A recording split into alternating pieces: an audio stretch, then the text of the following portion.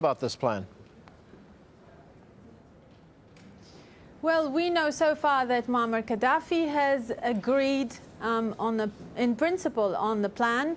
We know that the Venezuelan Foreign Minister Nicolás Maduro spoke to Secretary General of the Arab League, Amr Moussa, and that Amr Moussa told him, according to my government sources here in Venezuela, told him that he was also approving the plan. I think in a few hours the foreign ministers of the Arab League will be meeting in Cairo, and we'll probably get a confirmation from them whether they will endorse really this plan or not. But I think that this is a huge step if the Arab League is on board. The other things that my government sources told me is that Venezuela is in touch with lots of other countries, among them Arab countries, Latin American countries, and outside the two regions as well. UNASUR, which is the Union of South American Nations, has also been contacted on the mediation efforts, and the ALBA bloc, which is Chavez and Chavez's own created bloc with Cuba. They've also been briefed on the mediation efforts. So I think Venezuela is trying to form a commission of several countries that will go to Libya and mediate between the government of Libya and the representatives of the rebels to reach a peaceful outcome to the conflict. Dima, I guess it's one thing for Hugo Chavez to say he has a mediation plan, but do we know exactly what he's going to mediate? That's the first question. The second one is, who exactly will he be talking to on the opposition side? Do we know that? No, I have got no information on whether any contact has been made between the opposition side and the Venezuelan government as of yet.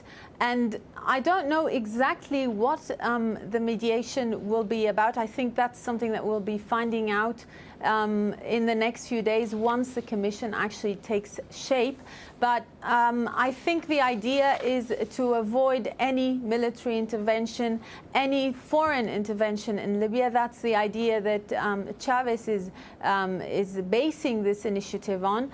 And I myself didn't expect that the Arab League would be one of the first ones to be contacted on this. I thought it was going to be more of a Latin American maybe initiative, but it's turning out to be something much more. So what it's going to come up with, I don't know. Is it going to be come up with an exit for Gaddafi or something to be negotiated between the two sides for a settlement? I have actually no idea.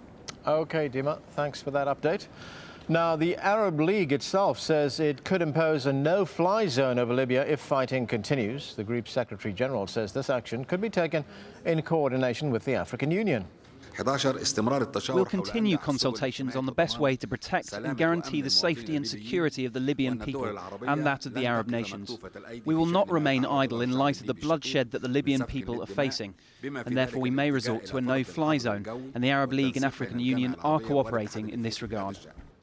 Now, while the United States says all options are on the table, top officials have expressed caution over imposing a no-fly zone. Other nations have also had reservations. Russia and China have already suggested it wouldn't work.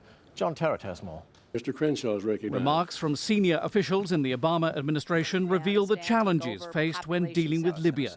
Hours before heavy hitters gave testimony on Capitol Hill, the U.S. Senate unanimously approved a non-binding resolution that calls on the UN to impose a no-fly zone over Libya, a popular idea with many in Washington. Well, I think that everyone is worried about what's happening and wants to put an end to it. No one wants to let this go on.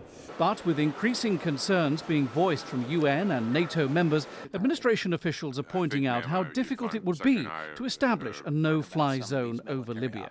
And let's just call a spade a spade. A no-fly zone begins with an attack on Libya to destroy the air defenses.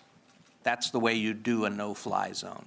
Secretary of State Hillary Clinton said the administration's worried Libya could become a giant Somalia, and she drew parallels between a potential no-fly zone for Libya and circumstances in the Balkans 2 decades ago. The difficulty of it, the maintenance of it, the appearance of it, and eventually it was determined that it was in the interests of the peace and stability of the region, etc. At Wednesday's White House briefing, Libya was third on the agenda, behind the shootings of U.S. service personnel in Germany and domestic budget issues.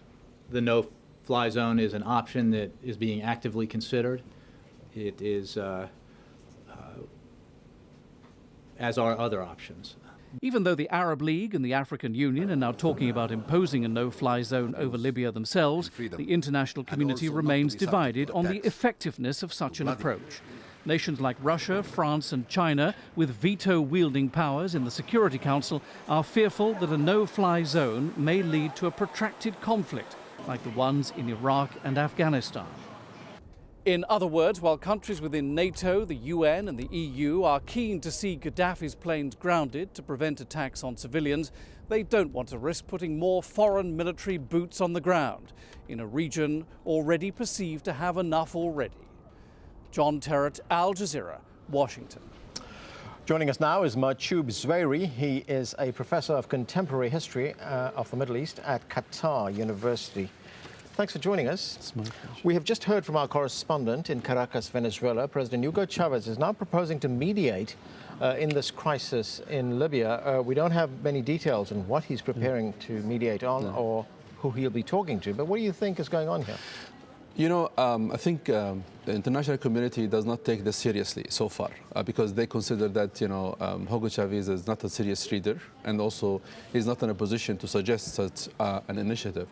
I think this may be considered by al-Gaddafi as an exit strategy because basically he may respond positively to that and ask Hugo Chavez to continue in this effort and identify who is those the rebellions, who are those people who are actually acting against the regime in Libya.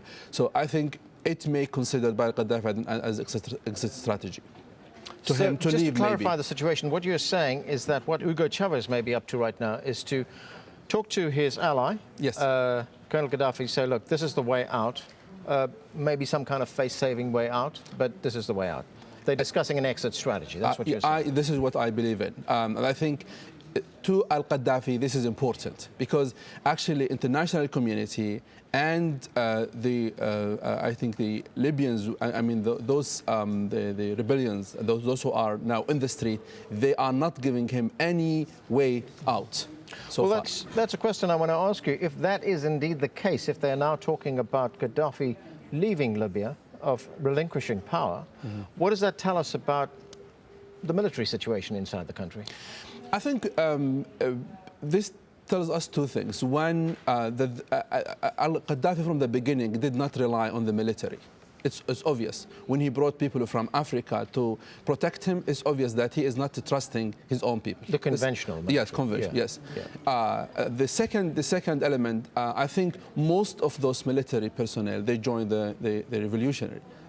So basically, I think he believes that he is not in a position to depend on those people, and I think he wanted to rely on the close circle of those people who are now